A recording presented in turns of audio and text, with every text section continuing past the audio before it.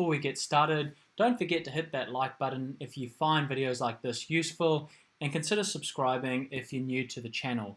Now, one of the biggest questions people have with writing Facebook ad copy is, where do I start? How do I really get going with creating ad copy and making sure that it's effective and it leads to conversions and engagements? So we're going to dive right into that. And so first thing that you want to look at is you want to identify which goal you have in mind.